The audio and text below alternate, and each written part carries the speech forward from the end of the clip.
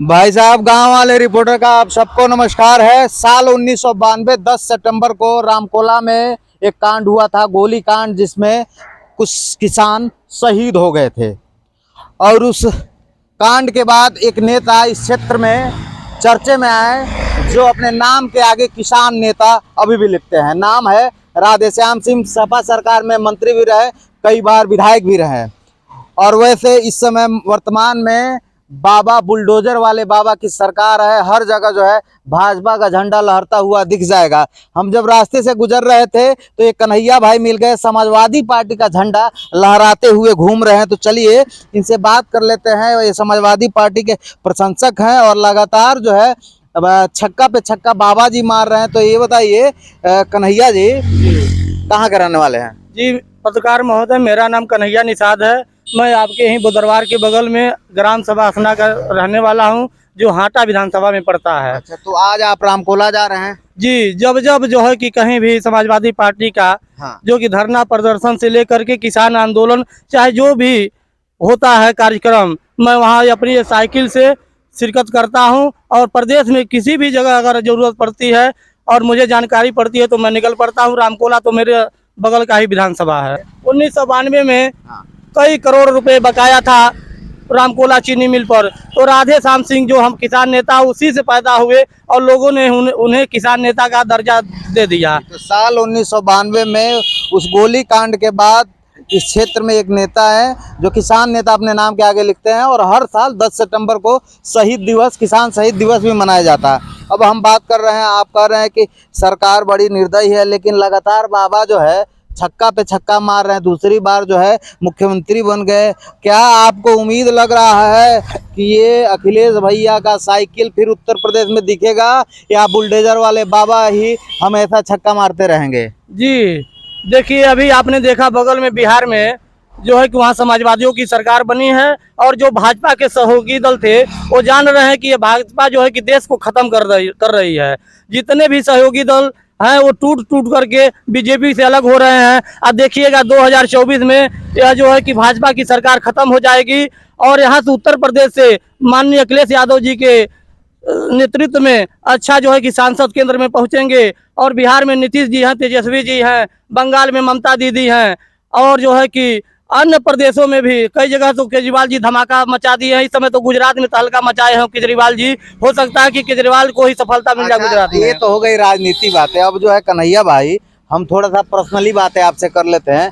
Personally बातें इसलिए करते हैं, कोई भी पार्टी होती है तो आपके जैसे तमाम प्रशंसक होते हैं, चाहे वो भाजपा हो, सपा हो, कांग्रेस हो। और कहीं ना कहीं कार्यकर्ता जब मजबूती से ग्राउंड पे काम करता है तो उसकी पार्टी मजबूत होती है।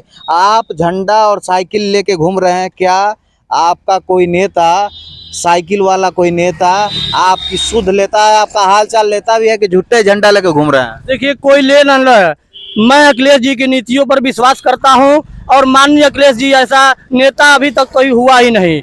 अगर मेरा कोई नेता सूद लेता है, नो होता है। अगर अखिलेश जी की सरकार बन जाती है तो जितने भी छात्र हैं, छात्रों के लिए तमाम योजनाएं बनाते हैं। बेरोजगारों के लिए उन्होंने बेरोजगारी भत्ता दिया था, और बहनों के लिए हमारे जो है कि उन्होंने कन्या विद्या धन दिया था, कन्याओं को दिया धन। ये बताइए कन्हैया भाई, पूरा नाम के आगे कन्हैया निषाद लिखते हैं। डॉक्टर संजय निषाद हैं जो बीजेपी के जो पार्टी से जो उनका गठबंधन है, तो निषादों के नेता तो वो माने जाते हैं।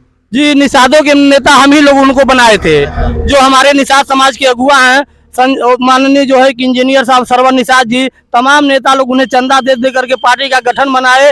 लेकिन वो नहीं जाने कि आगे चल करके निषादों का ब्लैकमेलर हो जाएगा। देखिए, निषाद आरक्षण की बात उन्होंने विधानसभा के चुनाव में किया था। लखनऊ में हमारे लाखों निषाद गए थे और कहे थे कि चुनाव के बाद आरक्षण दिया जाएगा निषादों का, जो है कि 17 जातियों का। लेकिन उन्होंने इसको जो है कि ठंडे बस्ते में डाल दिया। उसी का देन है कि आज निषाद समाज पूरे उत्तर प्रदेश में जाग गया है, और संजय निषाद को यह उठा करके फेंक देगा ताकि वो अपने परिवार का विकास न कर सके। अपने स्वतः एमएलसी हैं। निषाद खाली अपने परिवार का विकास कर रहे हैं। पत्रकार महोदय, आपसे ज्यादा कौन जानता है? आप देखिए, उनको खुद जो है कि कैबिनेट मंत्री हैं, उनका एक लड़का विधायक है, उनका एक लड़का जो है कि सांसद है। अगर परिवार में उनके कोई और सदस्य होता तो कोई और विधायक मंत्री होता। और इतना ही नहीं, उन्हें जो है कि 15 टिकट मिला था।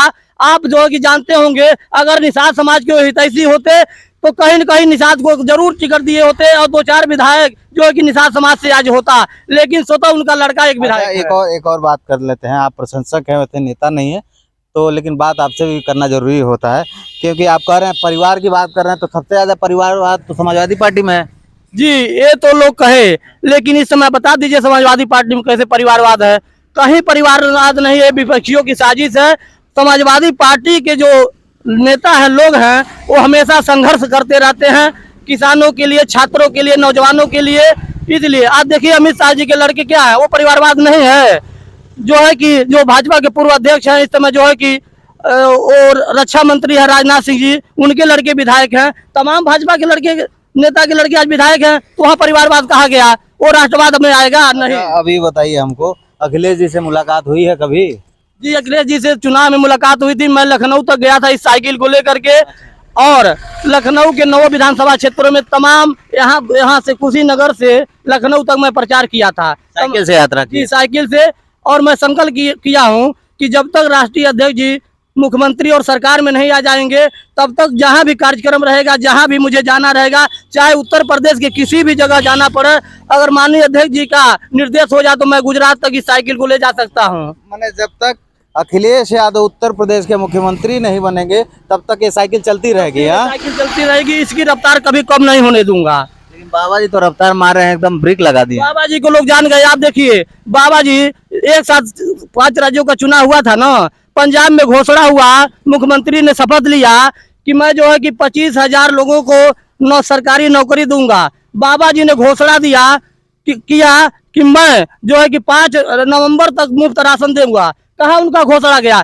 जो आदमी राशन नहीं दे सकता, वो पढ़े लिखे ये जो नौजवान बेरोजगार सड़क पर घूम रहे हैं, उनको रोजगार कहाँ से देंगे? बाबा जी मंदिर में ले जाकर घंटा बजवाएंगे? क्या लग रहा है कि अखिलेश भैया आएंगे तो कुछ रोजगार मिल जाएगा, कि खाली हवाई बातें होंगी? कहीं नहीं।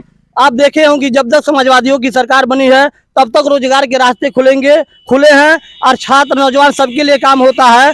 लेकिन बाबा जी ऐसे मुख्यमंत्री हैं जो है कि जो रोजगार से जुड़े हुए भी हैं, उनको भी रास्ते से हटा दे रहे हैं, और उनके पास सारी व्यवस्था खत्म हो गया है।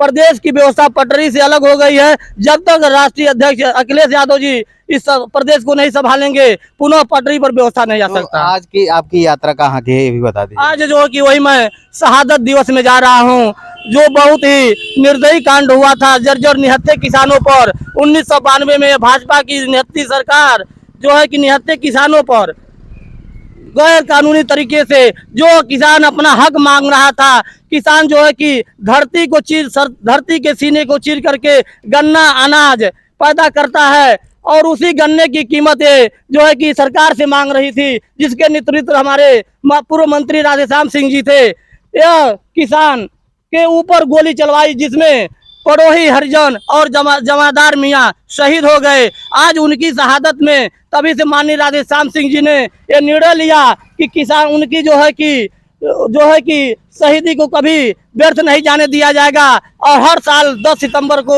उनके शहादत में कार्यक्रम रखा जाएगा। वैसे करते क्या हैं आप, ये भी बता दीजिए।